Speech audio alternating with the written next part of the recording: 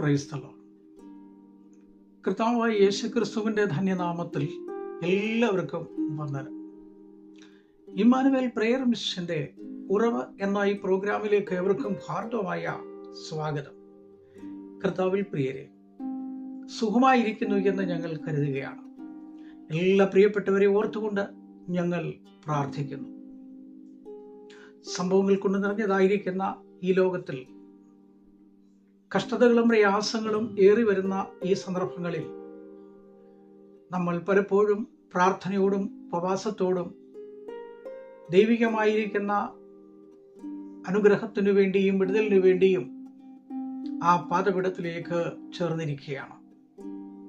യേശു കർത്താവ് പറഞ്ഞൊരു വാക്കുണ്ട്, 2-3 പേരിന്റെ നാമത്തിൽ കൂടുമ്പോൾ ഞാൻ നിങ്ങളുടെ നടുവിൽ വരും.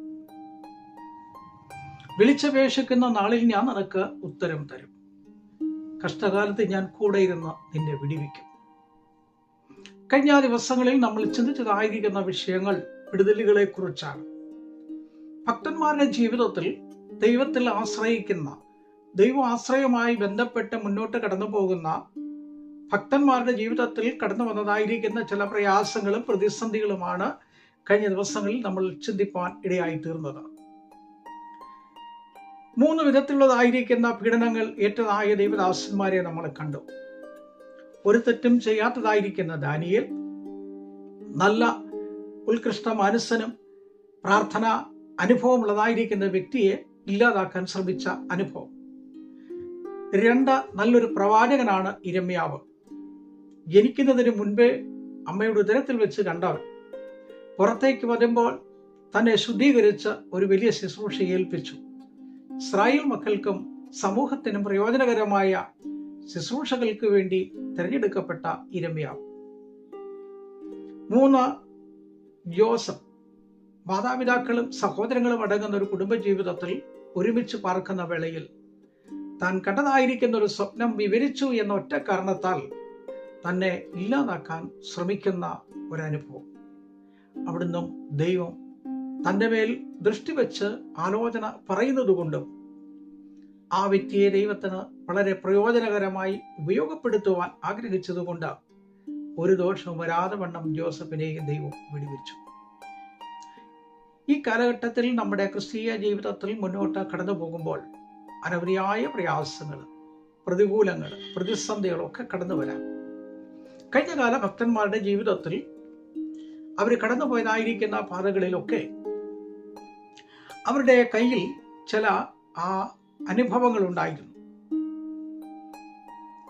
ശത്രുവിനെ നേരിടുവാനുള്ള, പ്രതികൂലങ്ങളെ പ്രതിരോധിക്കുവാനുള്ള, പ്രതിസന്ധികളിൽ ശക്തി പ്രാപിച്ച് നിൽക്കാനുള്ള മനക്കരുത്തും ആത്മബലവും ആത്മലക്ഷ്യവും ആത്മീകമായിരിക്കുന്ന ഉത്ബോധവും ലഭിക്കപ്പെട്ട അനുഭവങ്ങളായിരുന്നു കഴിഞ്ഞകാല ഭക്തന്മാർക്ക്. അങ്ങനെയുള്ളതായിരിക്കുന്ന 1-2 വേദഭാഗങ്ങൾ അവരുടെ കയ്യിൽ എന്തുണ്ടായിരുന്നു, അവരെങ്ങനെയാണ് അതിനെ പ്രയോജനപ്പെടുത്തിയത്, എങ്ങനെയാണ് അവർ മുന്നോട്ട് കടന്നുപോയത്, അതുമായി ബന്ധപ്പെട്ട 1-2 വേദശകലങ്ങൾ ശ്രദ്ധയിൽപ്പെടുത്തുവാനായിട്ട് ആഗ്രഹിക്കുകയാണ്. നമുക്കറിയാം, യോശുവയുടെ പുസ്തകം 6-ാം അധ്യായം 4-ാമത്തെ വാക്യം വായിക്കുമ്പോൾ യോശുവയുടെ കയ്യിൽ കാഹളമുണ്ടായിരുന്നു. യെരിഹോ പട്ടണം ഇവരെ കണ്ടപ്പോൾ, ഇസ്രായേൽ മക്കളെ കണ്ടപ്പോൾ അടച്ച് ഉറപ്പാക്കിയിരുന്നു. അകത്ത് പോകുവാനോ പുറത്തേക്ക് വരുവാനോ കഴിയാതെ വണ്ണം അതിന് ശക്തി വർദ്ധിപ്പിച്ചു എന്ന് വായിക്കും. അപ്പോൾ യെരിഹോ പട്ടണം പിടിക്കുവാൻ കഴിയാതെ, പ്രവേശിക്കുവാൻ കഴിയാതെ, കനാനിൽ എത്തുവാൻ കഴിയാതെ അവർ വളരെ നിരാശപ്പെട്ട് ജീവിതത്തിൽ തിരങ്ങൾ കടന്നു പോകുന്ന വേളകളിൽ ജനമൊക്കെയും പിറുപിറുത്ത് യോശുവയ്ക്കെതിരെ നിന്നുകൊണ്ട് പോരാടി. യോശുവയ്ക്കെതിരെ നിന്നുകൊണ്ട് വെല്ലുവിളികൾ ഉയർത്തി. എന്നാൽ യോശുവ വളരെ ക്ഷീണിതനായി മതിലിന്റെ സമീപത്തിരുന്ന് കരയുമ്പോൾ ദൈവത്തിന്റെ ദൂതൻ പ്രത്യക്ഷപ്പെട്ട് ആ ദൈവത്തിന്റെ ദൂതൻ പറഞ്ഞു, ഞാൻ നിന്നോടൊപ്പം നിൽക്കും. നീ പട്ടണം പിടിച്ച് ദേശം അടക്കുന്നത് വരെ ഞാൻ നിന്നോട് കൂടെ ഉണ്ടാകും. അപ്പോൾ ഈ പട്ടണം പിടിക്കുന്നതിന് വേണ്ടി ഒരു നിർദ്ദേശം യോശുവയ്ക്ക് പറഞ്ഞു കൊടുക്കുകയാണ്. കൊടുത്തതിങ്ങനെയാണ്, 6 ദിവസം നീ പട്ടണം കാണണം, ചുറ്റി നടക്കണം. 7-ാം ദിവസമോ നിങ്ങളെല്ലാവരും നിയമപ്പെട്ടകം എടുത്ത് എല്ലാവരും കാഹളം പിടിച്ചുകൊണ്ട് നിങ്ങൾ ആർപ്പിടണം, പട്ടണം അതിൽ വീഴും. യോശുവയുടെ കയ്യിലുണ്ടായിരുന്നത് കാഹളമാണ്. ദൈവത്തിന് സ്തോത്രം. ആ ഭാഗം തൽക്കാലം ഞാൻ വിടുകയാണ്. 2 ന്യായാധിപന്മാരുടെ പുസ്തകം 15-ാം അധ്യായത്തിന്റെ 15-ാമത്തെ വാക്യമാണ്.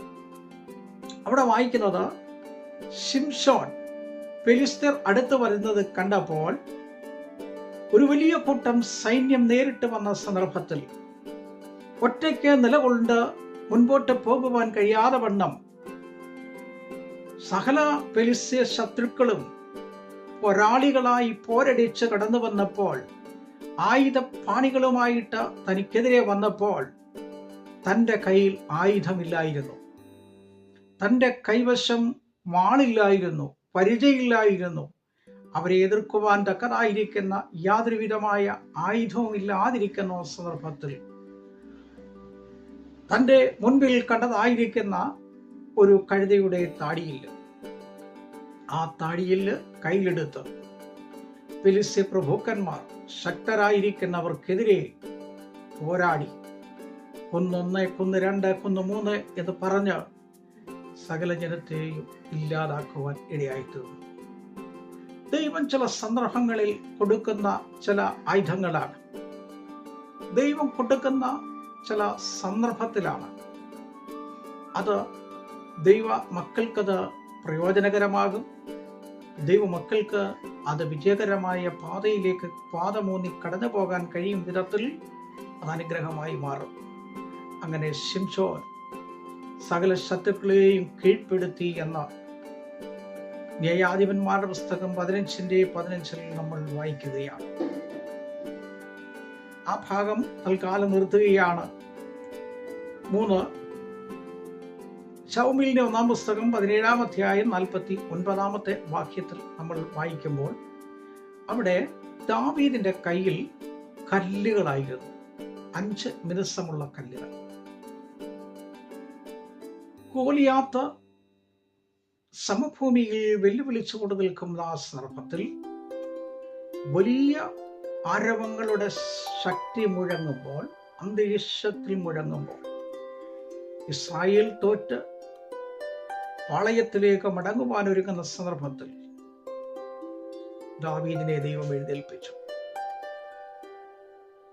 മിനുസമുള്ളതായിരിക്കുന്ന 5 കല്ലുകൾ നദിയിൽ നിന്നും പെറുക്കിയെടുത്ത് തൻ്റെ സഞ്ചിയിൽ വെച്ച് താൻ അവിടേക്ക് കടന്നു ചെല്ലുകയാണ്.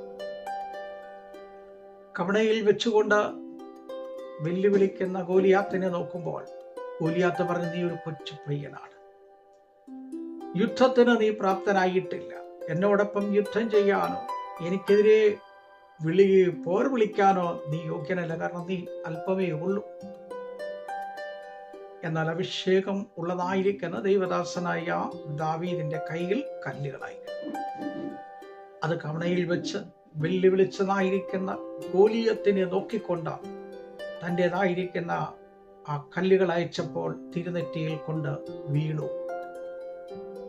അപ്പോൾ വാളെടുത്ത് തന്നെ ഇല്ലാതാക്കി.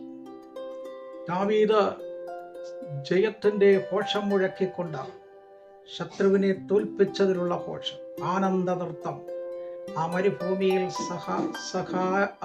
സമഭൂമിയിൽ സകല ജനങ്ങളും ഒരുമിച്ച് ആത്മാവിൽ സന്തോഷിക്കുമ്പോൾ അവർ പാടി, ദാവീദ് ശൗൽ 1000 കൊന്നു, ദാവീദ് 10,000 കൊന്നു. 10,000 പേർക്ക് തുല്യനാണ്.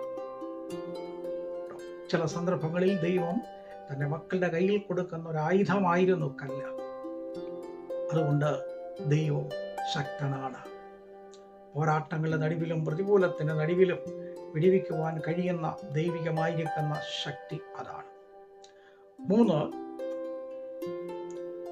രാജാക്കന്മാരുടെ 2-ാം പുസ്തകം 2-ാം അധ്യായം 8-ാമത്തെ വാക്യം. ഇവിടെ വായിക്കുന്നത്, ഏലിയാവിന്റെ കയ്യിൽ പുതപ്പ് ഉണ്ടായിരുന്നു. ഏലിയാവിന്റെ കയ്യിലെ പുതപ്പ് വാങ്ങുന്നതിന് വേണ്ടി എലീശ പിന്നാലെ കൂടി. രാജാക്കന്മാരുടെ പുസ്തകം 2-ാം പുസ്തകം 2-ാം അധ്യായം 13-ാമത്തെ വാക്യം. അപ്പോൾ ഏലിയാവിന് എലീശയോട് സ്നേഹവും ഇഷ്ടവും കരുണയുമുണ്ട്. നീ എന്തിനാണ് എന്നെ സമീപിച്ചത് എന്ന് ചോദിച്ചപ്പോൾ പറഞ്ഞു, ആ പുതപ്പിന്റെ ശക്തി എനിക്ക് വേണം. അതെ, നീ പ്രയാസമുള്ള കാര്യമാണ് ചോദിച്ചത്, എന്നാൽ യഹോവ എന്നെ എടുക്കുന്നത് കാണുകയാണെങ്കിൽ നടക്കത് കിട്ടും. പ്രിയമുള്ളവരെ, ദൈവം ചിലതൊക്കെ നിന്റെ കയ്യിൽ തന്നിട്ടുണ്ട്. വിടുതലിന് വേണ്ടി തന്നിട്ടുണ്ട്, വിജയിക്കാൻ വേണ്ടി തന്നിട്ടുണ്ട്, പോരാടാൻ വേണ്ടി തന്നിട്ടുണ്ട്, പ്രതികരിക്കാൻ വേണ്ടി തന്നിട്ടുണ്ട്. പ്രാർത്ഥനയാകുന്ന ഒരു ആയുധം നിന്റെ കയ്യിലില്ലേ? ആത്മാവിന്റെ പുതപ്പ് നിന്റെ കയ്യിലില്ലേ? അതിൻ്റെ ശക്തിയെ വ്യാപ്തി കൂട്ടിക്കൊണ്ട് നമുക്ക് പോരാടാം, ശക്തി പ്രാപിക്കാം. ദൈവം അനുഗ്രഹിക്കട്ടെ. കരുണയുള്ള ദൈവമേ, സുഖസ്ഥ പിതാവേ, അനുഗ്രഹീതമായ നല്ല പകൽക്കാലത്തിൻ്റെ ഈ നല്ല സമയത്തിനായിട്ട് സ്തോത്രം. കേൾക്കപ്പെടുന്ന വചനങ്ങൾ അനുഗ്രഹമാകണം. രോഗികളായി കഴിയുന്നവർക്ക് വിടുതലാകണം. ഭാരപ്പെടുകയും പ്രയാസത്തിൽ അനുഭവിക്കുന്ന പ്രിയപ്പെട്ടവർക്ക് ഒരു ആയുധമായി പ്രാർത്ഥന ശക്തി പ്രാപിക്കുവാനൊക്കെ ഇടയാകണം. ആത്മാവിൽ പ്രാർത്ഥിച്ച് ബലപ്പെടുവാൻ ഇടയാകണം. ജോലിയോടുള്ള ബന്ധത്തിൽ സ്വദേശത്തും വിദേശത്തും ഗൾഫിലും യൂറോപ്പിലും അമേരിക്കയിലും ഒക്കെയായി താമസിക്കുന്നവർ, ബിസിനസ് ചെയ്യുന്നവർ, പഠിക്കാൻ പോയ കുഞ്ഞുങ്ങൾ, വിവിധ ഇടങ്ങളിലായി കർത്താവ് ജോലി ചെയ്യുന്ന എല്ലാ പ്രിയപ്പെട്ടവരും ഓർക്കണം. എല്ലാവിധ നന്മകളും അനുഗ്രഹം കൊണ്ട് നിറയ്ക്കണം. പ്രാർത്ഥന കേട്ടതിനാണ് ദൈവം നിങ്ങളെല്ലാവരെയും അനുഗ്രഹിച്ച് കാക്കുമാറാകട്ടെ. ഈ ബലത്തോടെ പോകാം.